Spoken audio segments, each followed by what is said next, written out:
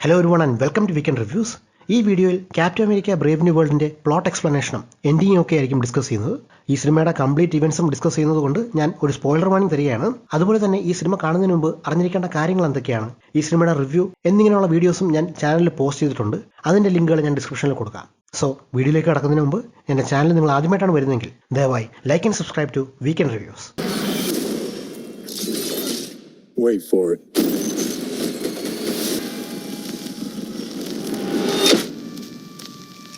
Thunderbolt Ross എന്ന Thaddeus rose American president ആയതിനു ശേഷം പബ്ലിക്കിനെ ആദ്യമായി അഡ്രസ് ചെയ്യാൻ ഒരുങ്ങുകയാണ്. ഇലക്ഷൻ ജയിച്ചതിന് ശേഷം ജനങ്ങളെ അഡ്രസ് ചെയ്തുകൊണ്ട് അയാൾ പറയുന്നുണ്ട്, ഇവിടെ ഏലിയൻ ഇൻവേഷൻ ഉണ്ടായപ്പോഴും ഒരു സെലസ്റ്റിയൽ ബീയിങ് ഇന്ത്യൻ ഓഷനിൽ നിന്ന് ഉയർന്നു വന്നിട്ടും നമ്മൾ അതിനെയൊക്കെ അതിജീവിച്ചു എന്ന്. ഏലിയൻ ഇൻവേഷൻ എന്ന് പറയുന്നത് താനോസിന്റെ കാര്യമാണ്. സെലസ്റ്റിയൽ ബീയിങ് എന്ന് ഉദ്ദേശിക്കുന്നത് എറ്റേണൽ സിനിമയുടെ ക്ലൈമാക്സിൽ ഇന്ത്യൻ ഓഷനിൽ നിന്ന് ഉയർന്നു വരാൻ ശ്രമിക്കുന്ന തിയമോട്ട് എന്ന സെലസ്റ്റിയലിനെ കുറിച്ചാണ്. പക്ഷേ അതിന് പൂർണ്ണമായിട്ട് ഉയർന്നു വരാൻ കഴിഞ്ഞില്ല. പാതി വഴിയിൽ അത് മരിച്ചു പോയിരുന്നു. ഇനി വരാനിരിക്കുന്ന ഏതൊക്കെ അപകടങ്ങളായാലും അതിനെയെല്ലാം നമ്മൾ ഒരുമിച്ച് നേരിടുമെന്ന് പ്രസിഡന്റ് ജനങ്ങളോട് പറയുന്നുണ്ട്. 2008 ഇറങ്ങിയ ഇൻക്രെഡിബിൾ ഹൾക്ക് സിനിമയിലെ സംഭവങ്ങൾക്ക് ശേഷം തദേയൂസ് റോസും അയാളുടെ മകൾ ബെറ്റി റോസും തമ്മിലുള്ള ബന്ധത്തിൽ ഒരു അകൽച്ച വന്നിരുന്നു. അതിന് കാരണം ബ്രൂസ് ബാനർ അല്ലെങ്കിൽ ഹൾക്കിനെ തദേയൂസ് റോസ് അറസ്റ്റ് ചെയ്യാൻ ശ്രമിച്ചതുകൊണ്ടാണ്. തന്റെ കരിയറിൽ താൻ ഒരുപാട് മിസ്റ്റേക്സ് ചെയ്തിട്ടുണ്ട് എന്ന കുറ്റബോധം അയാളെ വേട്ടയാടുന്നുണ്ടായിരുന്നു. അതുകൊണ്ട് തന്നെ പ്രസിഡന്റ് ആയതിനു ശേഷം അതെല്ലാം കറക്റ്റ് ചെയ്യാൻ അയാൾ റെഡിയായിരുന്നു. 5 മാസങ്ങൾക്ക് ശേഷം പുതിയ ക്യാപ്റ്റൻ അമേരിക്കയായ സാം വിൽസണിനെ മെക്സിക്കോയിലേക്ക് ഒരു മിഷൻ അയക്കുന്നു. സെർപ്പന്റ് സൊസൈറ്റി എന്ന ടെററിസ്റ്റ് ഓർഗനൈസേഷനും അതിന്റെ ലീഡറായ സൈഡ് വൈൻഡറും ജപ്പാൻ ഗവൺമെന്റിന്റെ കയ്യിൽ നിന്ന് മോഷ്ടിച്ച വളരെ ഇമ്പോർട്ടന്റ് ആയിട്ടുള്ള ഒരു ഐറ്റം മറ്റൊരു ബയറിന് അവിടെ വെച്ച് വിൽക്കാൻ പ്ലാൻ ഉണ്ടായിരുന്നു. അത് തടയാനും ആ ഐറ്റം തിരിച്ചെടുക്കാനും പ്രസിഡന്റ് നേരിട്ട് ക്യാപ്റ്റൻ അമേരിക്കയെ ചുമതലപ്പെടുത്തുകയായിരുന്നു. സോ അവിടെ എത്തിയ ക്യാപ്റ്റനും പുതിയ ഫാൽക്കണുമായ വാക്കിൻ ടോറസും സൈഡ് വൈൻഡറിനെയും അയാളുടെ അനുയായികളെ നേരിടുന്നു. സൈഡ് വൈൻഡർ രക്ഷപ്പെട്ടെങ്കിലും ആ ഐറ്റം തിരിച്ചെടുക്കാൻ അവർക്ക് കഴിയുന്നു. ഈ ക്യാപ്റ്റൻ അമേരിക്ക അല്ലെങ്കിൽ സാം വിൽസന്റെ കൂടെ വരുന്ന വാക്കിൻ എന്ന character falcon and the winter soldier സീരീസിൽ ഇൻട്രൊഡ്യൂസ് ചെയ്തതാണ്. കോമിക്കിലും ഇതേ ക്യാരക്ടർ വരുന്നുണ്ട്. മിഷൻ കംപ്ലീറ്റ് ചെയ്തതിനു ശേഷം വാക്കിന് കുറച്ചുകൂടെ ഒരു മികച്ച ട്രെയിനിങ് നൽകാമെന്ന് സാം പറയുന്നുണ്ട്. അതിനായി തിരിച്ചെത്തുമ്പോൾ ഇസയ ബ്രാഡ്ലിയെ പരിചയപ്പെടുത്തി കൊടുക്കുന്നു. ഇസയ ബ്രാഡ്ലിയാണ് ആദ്യത്തെ ക്യാപ്റ്റൻ അമേരിക്ക. അതായത് സ്റ്റീവ് റോജേഴ്സിന് മുന്നേ തന്നെ പ്രോജക്ട് റീബർത്ത് എക്സ്പെരിമെന്റ് ചെയ്തിരുന്നത് ഇസയ ബ്രാഡ്ലിയിലായിരുന്നു. ഇസയ ബ്രാഡ്ലിനെ പരിചയപ്പെട്ട് അവർ സംസാരിച്ചുകൊണ്ടിരുന്നപ്പോൾ പെട്ടെന്ന് സാമിനൊരു കോൾ വരുന്നു. അത് പ്രസിഡന്റിന്റെ കോളായിരുന്നു. അന്ന് രാത്രി വൈറ്റ് ഹൗസിൽ വെച്ചുള്ള ഒരു ഫംഗ്ഷന് വരാനുള്ള ഒരു ഇൻവിറ്റേഷൻ ആയിരുന്നു അത്. ഇസയ ബ്രാഡ്ലിക്ക് സാം ഈ ഫംഗ്ഷനിൽ പങ്കെടുക്കുന്നതിനോട് ആദ്യം താല്പര്യമില്ലായിരുന്നു. കാരണം ക്യാപ്റ്റൻ അമേരിക്ക എന്ന സ്ഥാനം ഒരിക്കലും പ്രസിഡന്റ് മാത്രം പറയുന്നത് കേൾക്കാനുള്ള ഒരു പപ്പറ്റ് ആയിരിക്കരുത് എന്ന് അയാളെ ഓർമ്മിപ്പിക്കുന്നു. ഇങ്ങനെ പറയാൻ ഇസയയ്ക്ക് ഒരു കാരണമുണ്ട്. US ഗവൺമെന്റ് 30 വർഷത്തോളം തടവിൽ വെച്ചൊരു മനുഷ്യനായിരുന്നു ഇസയ ബ്രാഡ്ലി. അതുകൊണ്ട് തന്നെ അയാൾക്ക് ഗവൺമെന്റിനെ സംശയിക്കാനുള്ള എല്ലാ അവകാശവും ഉണ്ടായിരുന്നു. സാം തിരിച്ച് പറയുന്നുണ്ട്, അയാൾ സെർവ് ചെയ്യുന്നത് രാജ്യത്തിനെയാണ്, പ്രസിഡന്റിനെ അല്ല എന്ന്. മാത്രമല്ല റോസ് ഇപ്പോൾ ഒരു സാധാരണ മനുഷ്യനാകാൻ ശ്രമിക്കുന്ന ഒരാളാണ്. അതിനെ നമ്മൾ അപ്രിഷിയേറ്റ് ചെയ്യുകയും കൂടെ സപ്പോർട്ടും ചെയ്യണമെന്ന് സാം പറയുന്നു. അന്ന് രാത്രിയത്തെ ഫംഗ്ഷന് ഇസായിനെയും വാക്കിനെയും സാം കൂടെ ക്ഷണിക്കുന്നു.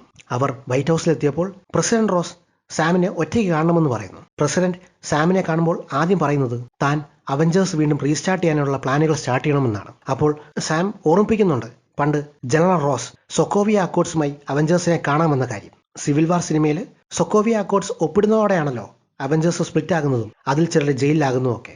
പക്ഷേ ഇത്തവണ അങ്ങനെ ആകില്ല എന്ന് റോസ് ഉറപ്പ് നൽകുന്നു. അന്ന് രാത്രി വൈറ്റ് ഹൗസിൽ വെച്ചുള്ള ആ മീറ്റിംഗിന് ഒരു പ്രത്യേകതയുണ്ടായിരുന്നു. അത് വെറുമൊരു മീറ്റിംഗ് അല്ല. കോൺഫറൻസ് റൂമിലെത്തിയ മറ്റ് രാജ്യങ്ങളിലെ ലീഡർ ഉൾപ്പെടെയുള്ള എല്ലാവരോടും പ്രസിഡന്റ് റോസ് പറയുന്നുണ്ട് ഇന്ത്യൻ ഓഷനിലുള്ള സെലസ്റ്റിയൽ ബീയിങ്ങിന്റെ കാര്യം. അതിനെ ഇപ്പോൾ അവർ വിളിക്കുന്നത് സെലസ്റ്റിയൽ ഐലൻഡ് എന്നാണ്. അവിടെ അമേരിക്ക കഴിഞ്ഞ കുറച്ച് നാളുകളായി ഒരു ബേസ് കെട്ടി അവിടെ എക്സ്പെരിമെന്റ് നടത്തി വരികയായിരുന്നു. ആ എക്സ്പെരിമെന്റിൽ അവർ കണ്ടെത്തിയത് അവിടെ അഡമാന്റിയം എന്ന മെറ്റൽ ഉണ്ടെന്നായിരുന്നു. അതായത് മാർവൽ യൂണിവേഴ്സിലെ വക്കാണ്ടൻസ് യൂസ് ചെയ്യുന്ന വൈബ്രേനിയം കഴിഞ്ഞാൽ ഏറ്റവും സ്ട്രോങ്ങസ്റ്റ് എലമെന്റ് അത് അഡമാന്റിയമാണ്. ആദ്യമായിട്ടാണ് MCUവിൽ അഡമാന്റിയത്തിനെ കുറിച്ച് പറയുന്നത്.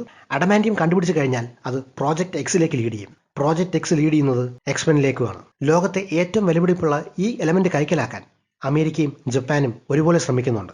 പക്ഷേ ഇത് ഇന്ത്യൻ ഓഷനിലായതുകൊണ്ടാവാം അമേരിക്കയ്ക്ക് മാത്രം ഇത് ഒറ്റയ്ക്ക് കൈക്കലാക്കാൻ കഴിയാത്തത്. മറ്റു ലോകരാഷ്ട്രങ്ങളുടെയും സപ്പോർട്ട് വേണം, ഇന്ത്യയും ഫ്രാൻസും ഉൾപ്പെടെയുള്ള ലോകരാജ്യങ്ങളുടെ. അഡമാന്റിയം എല്ലാവർക്കും ഷെയർ ചെയ്യാൻ വേണ്ടി പ്രസിഡന്റ് റോസ് ജാപ്പനീസ് പ്രൈം മിനിസ്റ്ററുമായി ചേർന്ന് ഒരു ട്രീറ്റി സൈൻ ചെയ്യാൻ തീരുമാനിച്ചിരുന്നു. ഈ സിനിമയുടെ റിവ്യൂവിൽ ഞാൻ പറഞ്ഞിരുന്നു എനിക്ക് ഈ സിനിമയിൽ ഏറ്റവും ഇഷ്ടപ്പെട്ട കാര്യം ഇതിനകത്ത് ഈ ഒരു സപ്ലോട്ട് ആയിരുന്നു എന്ന്. കാരണം റിയൽ ലൈഫ് പൊളിറ്റിക്സുമായിട്ട് അല്ലെങ്കിൽ ഡിപ്ലോമസിയുമായിട്ടൊക്കെ വളരെയധികം സിമിലാരിറ്റി ഉണ്ട്. വളരെയധികം റിയലിസ്റ്റിക് ആയിട്ടുള്ള അപ്രോച്ചാണ് ഇവിടെ എടുത്തിരിക്കുന്നത്. മാത്രമല്ല ഇപ്പോഴത്തെ ഒരു പൊളിറ്റിക്കൽ കണ്ടീഷനുമായിട്ട് ഇതിന് സിമിലാരിറ്റി ഉണ്ട്. കഴിഞ്ഞ ആഴ്ചത്തെ ന്യൂസ് വരെ കണ്ടാലറിയാം പുതിയ അമേരിക്കൻ പ്രസിഡന്റ് വന്നതിന് ശേഷം കാനഡയെ അവരുടെ 51ാമത്തെ സ്റ്റേറ്റ് ആക്കാൻ ശ്രമിക്കുന്നതും അല്ലെങ്കിൽ ഗ്രീൻലാൻഡിനെ വാങ്ങിക്കാൻ ശ്രമിക്കുന്നതൊക്കെ. പക്ഷേ അത് റിയൽ ലൈഫിൽ അത്ര എളുപ്പമുള്ള കാര്യമല്ല എന്ന് നമുക്ക് മനസ്സിലാക്കാൻ പറ്റും. ജപ്പാൻ ഗവൺമെന്റിന്റെ കയ്യിലുണ്ടായിരുന്ന കുറച്ച് അഡമാൻഡിയം സർപ്പൻസ് എന്ന ടെററിസ്റ്റ് ഓർഗനൈസേഷനിൽ മോഷ്ടിച്ചതും അത് ക്യാപ്റ്റൻ അമേരിക്ക തിരിച്ചെടുത്ത കാര്യവും റോസ് ഇവിടെ പറയുന്നുണ്ട്. ഈ കാര്യം സംസാരിക്കുന്നതിനിടയിൽ പെട്ടെന്ന് ആ റൂമിൽ ഒരു മ്യൂസിക് കേൾക്കുകയും അടുത്ത സെക്കൻഡിൽ യാതൊരു കാരണവുമില്ലാതെ ഇസയ ബ്രാഡ്ലി അടുത്തു നിന്ന ബോഡി ഗാർഡിനെ അറ്റാക്ക് ചെയ്യുന്നു. അയാളുടെ കയ്യിലുള്ള തോക്ക് കൈക്കലാക്കി പ്രസിഡന്റ് റോസിനെ കൊല്ലാൻ ശ്രമിക്കുന്നു. സാം അത് ഉടനെ തടയുന്നു. ആ റൂമിലുള്ള മറ്റു ചില ആർമി ഓഫീസേഴ്സും ഇതുപോലെ പെട്ടെന്ന് ഒരു കാരണവുമില്ലാതെ ബാക്കി വേൾഡ് ലീഡേഴ്സിനെ കൊല്ലാൻ ശ്രമിക്കുന്നു. അതൊരു ഫുൾ ബ്ലോൺ ടെററിസ്റ്റ് അറ്റാക്കായി മാറുന്നു. ഈ കൺഫ്യൂഷനിടയിൽ ഓടി രക്ഷപ്പെടാൻ ശ്രമിക്കുന്ന ഇസയ ബ്രാഡ്ലിയെ പ്രസിഡന്റിന്റെ ഹെഡ് ഓഫ് ദി സെക്യൂരിറ്റിയായ റൂത്ത് ബാറ്റ് സറഫ് കൊല്ലാൻ ശ്രമിക്കുന്നു. പക്ഷേ സാം ആ ശ്രമം തടയുന്നുണ്ട്. കാരണം അയാളെ ജീവനോടെ രക്ഷിക്കേണ്ട ആവശ്യമുണ്ടായിരുന്നു. ഇസയ ബ്രാഡ്ലിയെ പോലീസ് പിടിക്കുന്നു. തനിക്ക് എന്താ പറ്റിയെന്ന് ഓർമ്മയില്ല എന്ന് അയാൾ പറഞ്ഞെങ്കിലും അതാരും വിശ്വസിക്കുന്നില്ല. അതോടെ അയാളെ അറസ്റ്റ് ചെയ്ത് നീക്കുന്നു. പെട്ടെന്നുണ്ടായ ഈ ടെററിസ്റ്റ് അറ്റാക്കിന് ശേഷം പ്രസിഡന്റിനെ മറ്റൊരു ബങ്കറിലേക്ക് മാറ്റുന്നു. അവിടെ എത്തിയ സാം പ്രസിഡന്റിനെ പറഞ്ഞ് മനസ്സിലാക്കാൻ ശ്രമിക്കുന്നു. ഇസയെ നിരപരാധിയാകാം, ഇതിന് പുറകിൽ എന്തെങ്കിലും ഒരു കോൺസ്പിറസി കാണുമെന്നും പറയുന്നു. അത് എന്താണെന്ന് അന്വേഷിക്കാൻ തനിക്ക് അനുമതി തരണമെന്നും സാം പറയുന്നു. അപ്പോൾ പ്രസിഡന്റ് തിരിച്ച് ചോദിക്കുന്നുണ്ട്, ക്യാപ്റ്റൻ അമേരിക്കയുടെ കൂട്ടുകാരൻ പ്രതിയായ കേസിൽ അന്വേഷിക്കാൻ അയാളെ തന്നെ ഏൽപ്പിച്ചാൽ എന്താകും റിസൾട്ട് എന്ന് ആലോചിക്കാവുന്നതേ ഉള്ളൂ എന്ന്. തൊട്ടടുത്ത് നിന്ന റൂത്ത് ബാറ്റും ഇതിനെ എതിർക്കുന്നു. അതോടെ സാമിന് ഒന്നും ചെയ്യാൻ കഴിയാത്ത സിറ്റുവേഷനായി. അടുത്ത ദിവസം സാം ഇസയ ബ്രാഡ്ലിയെ ജയിലിലെത്തി കാണുന്നു. പ്രസിഡന്റിനെ കൊല്ലാൻ ശ്രമിച്ചതിന് വധശിക്ഷ വരെ കിട്ടാൻ ഇപ്പോൾ അയാൾക്ക് ചാൻസ് ഉണ്ട്. എന്താ സംഭവിച്ചെന്ന് സാം വീണ്ടും ഇസയോട് ചോദിക്കുമ്പോൾ അയാൾക്കൊന്നും ഓർമ്മയില്ല എന്ന് സാമിനോട് പറയുന്നുണ്ട്. എന്തൊക്കെ വന്നാലും ഇസയനെ ജയിലിൽ നിന്ന് ഇറക്കുമെന്നും ഇതിന് പുറകിലെ സത്യം എന്താണെന്ന് കണ്ടുപിടിക്കുമെന്നും സാം പറയുന്നു. ഇവർ സംസാരിച്ചുകൊണ്ടിരുന്നപ്പോൾ അപ്പുറത്തെ റൂമിലുണ്ടായിരുന്ന റൂത്ത് ബാറ്റും അവർ തമ്മിൽ സംസാരിച്ച കാര്യം എന്താണെന്ന് റെക്കോർഡ് ചെയ്യാൻ ഗാർഡിന് നിർദ്ദേശം കൊടുക്കുന്നു. പുറത്തിറങ്ങിയ സാം വാക്കിങ്ങിനോട് ഇതിനെക്കുറിച്ച് അന്വേഷിക്കാൻ ഏൽപ്പിക്കുന്നു. അതുപോലെ തന്നെ റൂത്ത് ബാറ്റിനെ കുറിച്ചും ഡീറ്റെയിൽസ് കണ്ടെത്താനും. ഈ കാര്യം സംസാരിച്ചുകൊണ്ടിരിക്കെ സാമിന്റെ കാറിന് നേരെ പെട്ടെന്നൊരു അറ്റാക്ക് ഉണ്ടാകുന്നു. അത് സൈഡ് വൈൻഡർ ആയിരുന്നു. അന്നത്തെ അവരുടെ ഓപ്പറേഷൻ തകർത്തതിനുള്ള പ്രതികാരമായിട്ടാണ് അയാൾ വന്നത്. സാമിന്റെ കാർ പൂർണ്ണമായിട്ട് തകർന്നെങ്കിലും അയാളെ കൊല്ലാൻ സൈഡ് വൈൻഡറിന് കഴിഞ്ഞില്ല. അതിനു മുമ്പ് തന്നെ സാം ആ കാറിൽ നിന്ന് രക്ഷപ്പെട്ടിരുന്നു. തൊട്ടടുത്തുള്ളൊരു ഒഴിഞ്ഞ സ്ഥലത്ത് വെച്ച് സാം അയാളെ തിരിച്ച് നേരിട്ടതിന് ശേഷം ആക്രമിച്ച് തോൽപ്പിക്കുന്നുണ്ട്. സൈഡ് വൈൻഡറിനെ ബോധം കെടുത്തിയപ്പോഴേക്കും അയാളുടെ ഫോണിലേക്ക് ഒരു കോൾ വരുന്നു. ഇവിടെയാണ് ഈ സിനിമയിലെ വില്ലനെ ആദ്യമായിട്ട് ഇൻട്രൊഡ്യൂസ് ചെയ്തത്. അത് ആരാണെന്ന് അപ്പോൾ കാണിക്കുന്നില്ല. പക്ഷേ അയാൾ പറയുന്നുണ്ട് ഇനി ചില കാര്യങ്ങൾ ഇവിടെ സംഭവിക്കാൻ ചാൻസ് ഉണ്ട്, അതിന് ക്യാപ്റ്റൻ അമേരിക്ക റെഡിയായിരിക്കണമെന്ന്. ഇതേസമയം പ്രസിഡന്റ് റോസ് ഫ്രാൻസിന്റെയും ഇന്ത്യയുടെയും സപ്പോർട്ട് കിട്ടാൻ വേണ്ടി അതാത് രാജ്യങ്ങളിലെ പ്രൈം മിനിസ്റ്ററുമായിട്ട് സംസാരിക്കുന്നുണ്ട്. പക്ഷേ സ്വന്തം രാജ്യത്ത് ടെററിസ്റ്റ് അറ്റാക്ക് നടക്കുമ്പോൾ എങ്ങനെ ഞങ്ങൾ സപ്പോർട്ട് ചെയ്യാൻ കഴിയും എന്ന് അവർ തിരിച്ചു ചോദിക്കുന്നുണ്ട്. മാത്രമല്ല ഈ കാര്യത്തിൽ ജാപ്പനീസ് പ്രൈം മിനിസ്റ്ററിന്റെ സപ്പോർട്ട് ഇല്ലാതെ ഇനി ഈ ട്രീറ്റി ഒപ്പിടാൻ കഴിയില്ല എന്നവർ പറയുന്നു. കഴിഞ്ഞ ദിവസം രാത്രി സംഭവിച്ച കാര്യത്തിനെക്കുറിച്ച് കൂടുതൽ ഇൻവെസ്റ്റിഗേറ്റ് ചെയ്യാൻ സാം അവരുടെ ഓഫീസിൽ തിരിച്ചെത്തുന്നു. വൈറ്റ് ഹൗസിലെ CCTV പരിശോധിച്ചപ്പോൾ അവർ കണ്ടെത്തിയത് അന്ന് രാത്രി ആ ഫംഗ്ഷൻ തുടങ്ങുന്നതിന് മിനിറ്റുകൾക്ക് മുമ്പ് ആ റൂമിലുണ്ടായിരുന്ന പലരുടെയും ഫോണിലേക്ക് ഒരു ഫ്ലാഷ് ലൈറ്റ് അടിച്ചിരുന്നു. അതിനുശേഷം ഒരു പാട്ട് പ്ലേ ചെയ്തു. അതിനുശേഷം അവർ അറ്റാക്ക് ചെയ്യാൻ തുടങ്ങി. ഇസയയ്ക്ക് പ്രസിഡന്റിനെ കൊല്ലാൻ ഇത്ര നല്ല ചാൻസ് കിട്ടിയിട്ടും അതിനല്ല അയാൾ ആദ്യം ശ്രമിച്ചത്. ആ ബുള്ളറ്റ് പ്രൂഫ് ഗ്ലാസ് തകർക്കാനായിരുന്നു. അതെന്തുകൊണ്ടാണെന്ന് സംശയം പിന്നെയും ബാക്കി നിന്നു. അവർ ചിലപ്പോൾ മൈൻഡ് കൺട്രോളിന് വിധേയരായിട്ടുണ്ടായിരിക്കും. റൂത്ത് ബേറ്റ്സ് ആരാണെന്ന് ഡീറ്റെയിൽസും വാക്കിൻ കണ്ടെത്തി എന്ന് പറയുന്നുണ്ട്. അവർ റെഡ് റൂമിൽ നിന്നുള്ള ഒരു എക്സ് ബ്ലാക്ക് വിഡോ ആണെന്നും പറയുന്നുണ്ട്. സത്യത്തിൽ ഇതല്ല പുള്ളിക്കാരുടെ ഒറിജിൻ. ഈ സിനിമ ഒരുപാട് റീഷൂട്ട് ചെയ്തിരുന്നു. റീഷൂട്ട് ചെയ്തപ്പോൾ പുള്ളിക്കാരുടെ ഒറിജിൻ തന്നെ കംപ്ലീറ്റ് ആയിട്ട് മാറ്റി. ഇസ്രയേലി സൂപ്പർ ഹീറോ ആയ സാബ്ര എന്ന ക്യാരക്ടറാണ് ഈ റൂത്ത് ബാറ്റ്. പക്ഷേ ഇപ്പോഴത്തെ ഒരു ഇസ്രായേൽ പലസ്തീൻ ഇഷ്യൂ കാരണം ഈ ക്യാരക്ടറിന്റെ ഒറിജിൻ തന്നെ കംപ്ലീറ്റ് ആയി മാറ്റേണ്ടി വന്നു. സാം സൈഡ് വൈൻഡറിന്റെ കയ്യിൽ നിന്ന് പിടിച്ചെടുത്ത ഫോൺ വാക്കിങ്ങിന് കൊടുക്കുന്നു. അതിലെ ലാസ്റ്റ് നമ്പർ ട്രേസ് ചെയ്യാനും പറയുന്നു. ആ ഫോണിലെ കാൾ ട്രേസ് ചെയ്തപ്പോൾ കിട്ടിയത് അത് വെസ്റ്റ് വെർജീനിയയിലെ ഒരു ജനവാസമില്ലാത്ത ഏരിയയിൽ നിന്നാണെന്നാണ്. അതൊരു US സീക്രട്ട് മിലിറ്ററി ബേസ് ആയ ക്യാമ്പ് എക്കോ 1 ആണെന്ന് അവർ മനസ്സിലാക്കുന്നു. അതോടെ അവർ അങ്ങോട്ടേക്ക് തിരിക്കുന്നു. ഇതേസമയം റൂത്തും സാം കണ്ടെത്തിയ അതേ കാര്യം തന്നെ അവരും മനസ്സിലാക്കുന്നു. ഈ അറ്റാക്കിന് പിന്നിൽ മൈൻഡ് കൺട്രോൾ അല്ലെങ്കിൽ ബ്രെയിൻ വാഷ് ഉണ്ടെന്നും ഇസയ ബ്രാഡ്ലി നിരപരാധിയാണെന്നും. കൂടുതൽ ഇൻഫർമേഷനായി ഇസയ ബ്രാഡ്ലി ജയിലിൽ വന്ന് കാണുന്നു. അയാളുടെ സെല്ലിൽ എത്തുന്നതിന് തൊട്ടു മുൻപ് അവിടെ ഉണ്ടായിരുന്ന ഓഫീസർ മൈൻഡ് കൺട്രോളിന് വിധേയനാകുന്നു. അതുകൊണ്ട് തന്നെ ആ സെല്ലിലുണ്ടായിരുന്ന മറ്റാൾക്കാരെയും കൊല്ലുന്നു. റൂത്ത് അയാളെ തടയാൻ ശ്രമിക്കുന്നുണ്ടെങ്കിലും അതിനു മുൻപ് അയാൾ സ്വയം വെടിവെച്ച് മരിക്കുന്നു. ആ സെല്ലിൽ നിന്ന് കുറച്ചുകൂടെ സേഫായ സെല്ലിലേക്ക് ഇസയ ബ്രാഡ്ലിയെ റൂത്ത് മാറ്റുന്നു. ജാപ്പനീസ് പ്രൈം മിനിസ്റ്ററിനെ കണ്ട് കാര്യങ്ങൾ സോൾവ് ചെയ്യാൻ പ്രസിഡന്റ് ജപ്പാനിലേക്ക് യാത്ര തിരിച്ചിരുന്നു. ആ യാത്രക്കിടയിൽ പ്രസിഡന്റിന് ആർമി ബേസിൽ നിന്ന് ഒരു കോൾ വരുന്നു. അത് ആ മൈൻഡ് കൺട്രോൾ ചെയ്യുന്ന ആ വില്ലനാണ്. അയാൾ പറയുന്നുണ്ട് പ്രസിഡന്റ് റോസിന്റെ ലൈഫ് അയാൾ പൂർണ്ണമായിട്ട് ഇല്ലാതാക്കാൻ പോവുകയാണെന്നും അതാണ് അയാളുടെ ലക്ഷ്യമെന്നും. ഇതേസമയം സാമും വാക്കിനും ആ സീക്രട്ട് ആർമി ബേസിലെത്തുന്നു. ആ ക്യാമ്പിനകത്ത് കയറിയ സാം കണ്ടത് അതൊരു ജയിലല്ല, മറിച്ച് ഒരു സീക്രട്ട് ലാബാണെന്നാണ്. അവിടെയുള്ള ഡോക്യുമെന്റ്സ് പരിശോധിച്ചപ്പോൾ അവർ കണ്ടത് ഇസയ ബ്രാഡ്ലി ഉൾപ്പെടെ അന്ന് അറ്റാക്ക് നടത്തിയ പലരുടെയും ഡീറ്റെയിൽസ് ആണ്. ആ ഫയലുകൾക്കിടയിൽ പ്രസിഡന്റ് റോസിന്റെ ഫയലും അയാളുടെ മെഡിക്കൽ റിപ്പോർട്ടുകളും അവിടെ ഉണ്ടായിരുന്നു. അതിൽ നിന്ന് മനസ്സിലാക്കുന്നു പ്രസിഡന്റ് റോസ് ഒരു പ്രത്യേകതരം മരുന്ന് കഴിച്ചിരുന്നു എന്ന്. ജപ്പാനിലെത്തിയ പ്രസിഡന്റ് റോസ് ജാപ്പനീസ് പ്രൈം മിനിസ്റ്ററിനോട് സംസാരിച്ച് ഒരു കോംപ്രമൈസിൽ എത്താൻ ശ്രമിക്കുന്നുണ്ട്. പക്ഷേ അവിടെ വെച്ച് ജപ്പാന്റെ പ്രൈം മിനിസ്റ്റർ പറയുന്നു, നിങ്ങൾ അയച്ച ആൾക്കാർ തന്നെയാണ് ഞങ്ങളുടെ അഡമാന്റിയം മോഷ്ടിച്ചതെന്ന്. അത് എന്നിട്ട് ഞങ്ങൾക്ക് തന്നെ തിരിച്ചു തന്നു. ഇത് കേട്ട പ്രസിഡന്റ് റോസ് ആകെ കൺഫ്യൂസ്ഡ് ആകുന്നു. ഞങ്ങൾ എന്തിനു അങ്ങനെ ചെയ്യണം? മോഷ്ടിച്ചതിന് ശേഷം അത് തിരിച്ചെടുക്കാൻ വീണ്ടും ക്യാപ്റ്റൻ അമേരിക്ക തന്നെ അയക്കണം എന്ന് റോസ് ചോദിക്കുന്നു. അതിനുള്ള ഉത്തരം നിങ്ങളാണ് തരേണ്ടതെന്നും ഞങ്ങളുടെ ഇന്റലിജൻസ് ഏജൻസി ഞങ്ങൾക്ക് എന്ന റിപ്പോർട്ടാണിതെന്നും പ്രൈം മിനിസ്റ്റർ പറയുന്നു. ഇത്തരം ഡബിൾ സ്റ്റാൻഡേർഡ് കാണിക്കുന്ന ഒരു രാജ്യത്തിന്റെ ലീഡറുമായി അവർക്ക് മുൻപോട്ട് പോകാൻ കഴിയില്ല എന്ന് ജാപ്പനീസ് പ്രൈം മിനിസ്റ്റർ പറയുന്നു. അതുകൊണ്ട് തന്നെ അഡമാന്റിയം ഇനി ഷെയർ ചെയ്യാൻ കഴിയില്ല, ഈ ട്രീറ്റി ഒപ്പിടാൻ കഴിയില്ല എന്ന്. സാമും വാക്കിനും കൂടുതൽ ഇൻവെസ്റ്റിഗേഷൻ നടത്തുമ്പോൾ മനസ്സിലാക്കുന്നു ഈ മൈൻഡ് കൺട്രോളിന് പുറകിലെ മാസ്റ്റർ മൈൻഡ് ആരായിരുന്നു. അത് സാമുവൽ സ്റ്റേൺസ് എന്നൊരാളായിരുന്നു. കോമിക്കിൽ ഈ ക്യാരക്ടർ അറിയപ്പെടുന്നത് ദ ലീഡർ എന്നാണ്. ഓക്കെ, ഇവിടെയാണ് നമുക്ക് മാർവൽ സിനിമാറ്റിക് യൂണിവേഴ്സിലെ ആദ്യത്തെ സിനിമകളിലൊന്നായ ഇൻക്രെഡിബിൾ ഹൾക്കിലേക്ക് തിരിച്ചു പോകേണ്ടത്. സാമുവൽ സ്റ്റേൺ എന്ന കഥാപാത്രം ആ സിനിമയിലാണ് വരുന്നത്. ബ്രൂസ് ബാനറിനെ സാധാരണ ഒരു മനുഷ്യനാക്കാൻ സഹായിക്കാം എന്ന് പറയുന്നതും പിന്നീട് അബോമിനേഷൻ എന്ന ക്യാരക്ടറിനെ സൃഷ്ടിക്കുന്നതും സാമുവൽ സ്റ്റേൺസ് ആയിരുന്നു. പക്ഷേ ആ എക്സ്പെരിമെന്റ് മിസ്ഫയർ ആകുന്നതോടെ തനിക്കൊരു ഇഞ്ചുറി പറ്റുകയും ബ്രൂസ് ബാനറുടെ ബ്ലഡുമായി തന്റെ ബ്ലഡ് മിക്സ് ആകുകയും ചെയ്യും. അതോടെ ലീഡർ എന്ന സൂപ്പർ വില്ലന് ഒറിജിൻ ഉണ്ടാകുന്നു. ഇതാണ് ഈ സിനിമയിലെയും അല്ലെങ്കിൽ MCUയിലെയും എനിക്ക് ഏറ്റവും ഇഷ്ടപ്പെട്ട ഒരു പോയിന്റ്. 20 വർഷം മുമ്പുള്ള ഒരു സാധാരണ ഒരു ക്യാരക്ടറിനെ ഇവിടെ വീണ്ടും തിരിച്ചു കൊണ്ടുവന്ന് ഈ സിനിമയിലെ ഒരു മെയിൻ വില്ലൻ ആക്കിയിട്ടുണ്ട്. സ്റ്റേൺസിനെ തടയാൻ സാം ശ്രമിക്കുമ്പോഴും അവിടെ മൈൻഡ് കൺട്രോൾ ചെയ്യപ്പെട്ട ചില പട്ടാളക്കാരെത്തുന്നു.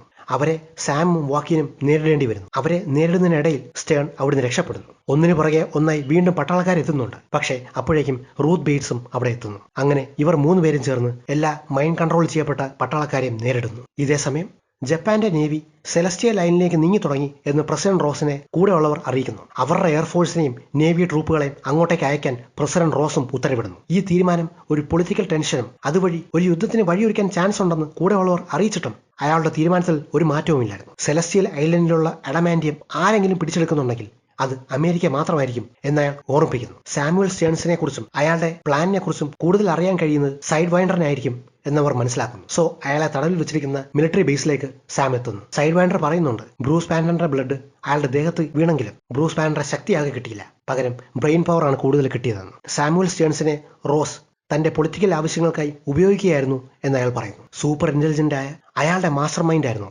സർപ്പന്റ് സൊസൈറ്റിയെ കൊണ്ട് ജപ്പാന്റെ അഡമാന്റിയം മോഷ്ടിപ്പിക്കുകയെന്ന്. ഇൻക്രെഡിബിൾ ഹൾക്കിലെ സംഭവങ്ങൾക്ക് ശേഷം ജനറൽ റോസ് 16 വർഷത്തോളം അയാളെ തടവുകാരനായി വെച്ചിരുന്നു. പൊളിറ്റിക്സിൽ കയറാനും പ്രസിഡന്റ് ആകാൻ വരെ അയാളുടെ സഹായം തേടി.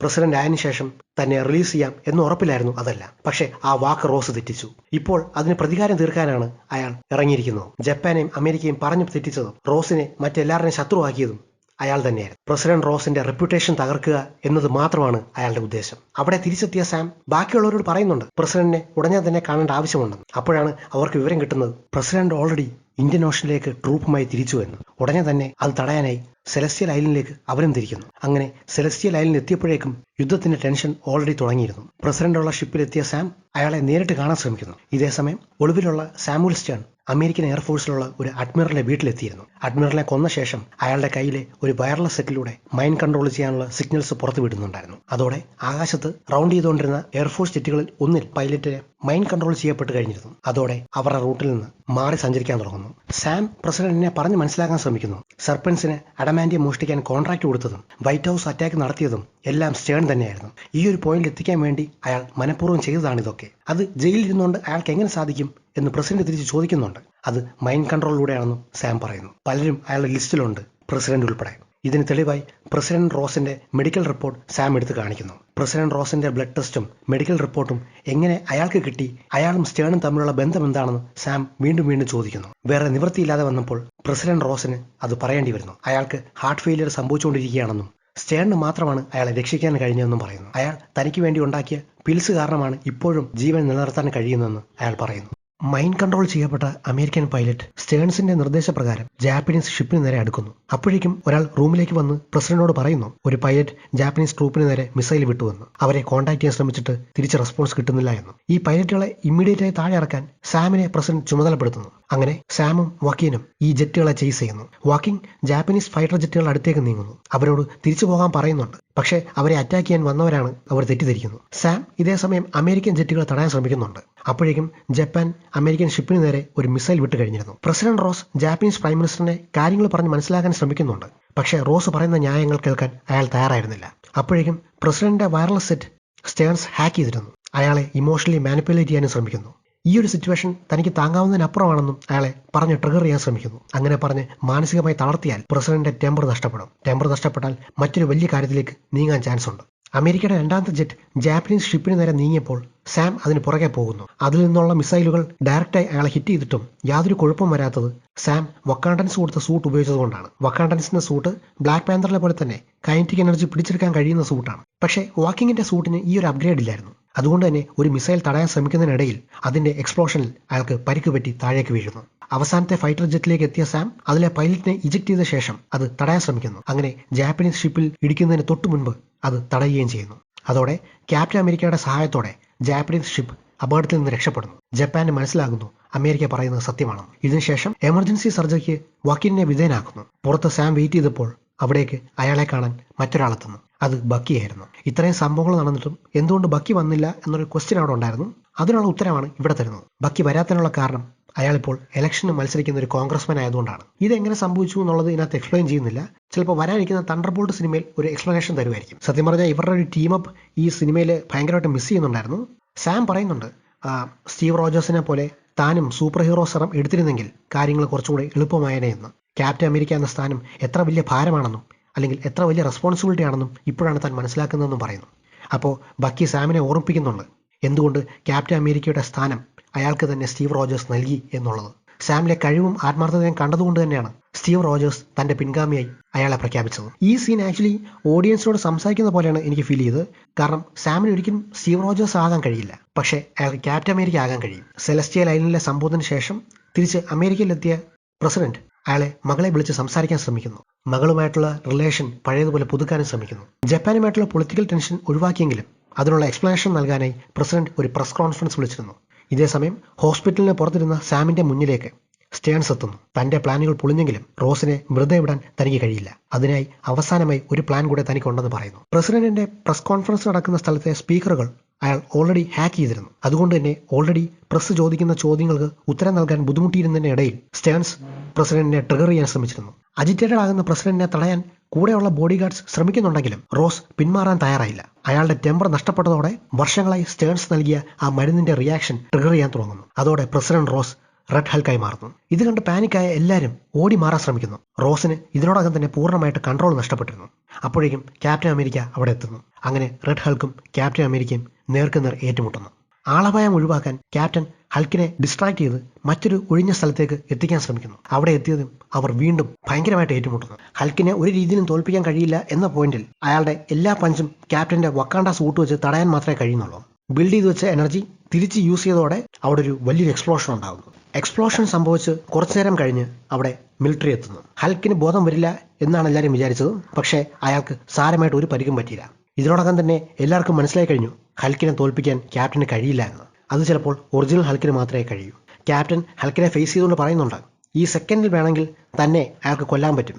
പക്ഷേ തന്റെ മകളെക്കുറിച്ച് ഓർക്കാൻ പറഞ്ഞുകൊണ്ട് അയാളെ ഡിസ്ട്രാക്ട് ചെയ്യാനും അയാളെ കാം ഡൗൺ ചെയ്യാനും ശ്രമിക്കുന്നു. പ്രസിഡന്റ് റോസിന് തന്റെ മിസ്റ്റേക്കുകൾ കറക്റ്റ് ചെയ്യാനും മകളുമായിട്ടുള്ള തന്റെ റിലേഷൻഷിപ്പ് പുതുക്കാനും ശ്രമിക്കുന്നതാണ് ഈ ക്യാപ്റ്റന്റെ ഒരു സ്റ്റോറി ആർക്ക്. അതുകൊണ്ട് തന്നെ ക്യാപ്റ്റൻ പറയുന്ന കാര്യങ്ങൾ അയാൾക്ക് ഉൾക്കൊള്ളാൻ കഴിയുന്നുണ്ടായിരുന്നു. ഈ ഫിലിം ഇറങ്ങി കഴിഞ്ഞ് പലരും കുറ്റം പറഞ്ഞൊരു പോയിന്റ് ഇതായിരുന്നു. അതായത് ക്യാപ്റ്റൻ എന്തായാലും ഇടിച്ച് തോൽപ്പിക്കാൻ കഴിയില്ല, അതുകൊണ്ട് തന്നെ ഹൾക്കിനെ കൊണ്ടുവന്ന് വലിയൊരു ഫൈറ്റ് ഇവിടെ വേണമായിരുന്നു എന്നൊക്കെ. പക്ഷേ പേഴ്സണലി എനിക്ക് ഈ ഒരു ടേക്കാണ് ഇഷ്ടപ്പെട്ടത്.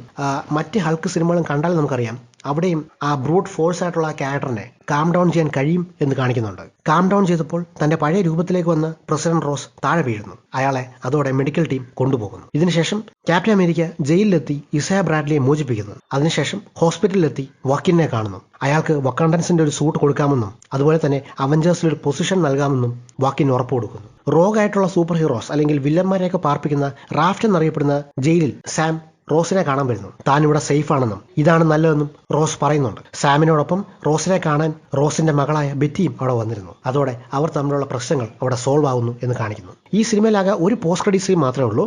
അത് വലിയ ഇമ്പോർട്ടൻസ് ഒന്നുമില്ല. ഈ പോസ്റ്റ് ക്രെഡിറ്റ് സീനും കാണിക്കുന്നത് റാഫ്റ്റിൽ തന്നെയുള്ള മറ്റൊരു സെല്ലിൽ സ്റ്റേൺസിനെ പാർപ്പിച്ചിരുന്നു. അവിടെ ക്യാപ്റ്റൻ അയാളെ കാണാൻ വരുന്നുണ്ട്. അപ്പോൾ അയാൾ പറയുന്നുണ്ട് ഇതിനൊരു അവസാനമായിട്ടില്ല. തന്റെ കാൽക്കുലേഷൻസ് പ്രകാരം പ്രശ്നങ്ങൾ ഇനി തുടങ്ങാൻ പോകുന്നേ ഉള്ളൂ. ആ പ്രശ്നങ്ങൾ വരുന്നത് ഈ വേൾഡിൽ നിന്നല്ല, മറ്റൊരു വേൾഡിൽ നിന്നാണ്. അതായത് നമുക്ക് ഓൾറെഡി അറിയാവുന്ന മൾട്ടിവേഴ്സും മറ്റു കാര്യങ്ങളും ഈ വില്ലൻ ടീസ് ചെയ്യുന്നേ ഉള്ളൂ. അതിനോട് കുറച്ചും കൂടെ നമ്മൾ അടുത്തു എന്നുള്ളൊരു ഐഡിയ മാത്രമേ ഇവിടെ കിട്ടുന്നുള്ളൂ. സോ ഇതാണ് എൻ്റെ explanation of captain America brave new world. എൻ്റെ ഈ വീഡിയോ ഇഷ്ടപ്പെട്ടെങ്കിൽ ജസ്റ്റ് ഒന്ന് ചാനലിൽ കയറി മറ്റ് എക്സ്പ്ലനേഷൻ വീഡിയോസ് ഒന്ന് കണ്ടു നോക്കുക. കണ്ടന്റ് കൊള്ളാം നിങ്ങൾക്ക് തോന്നുന്നെങ്കിൽ ദയവായി like and subscribe to weekend reviews. അടുത്തവണ പുതിയൊരു വീഡിയോ ആയിട്ട് വരാം. Thanks for watching.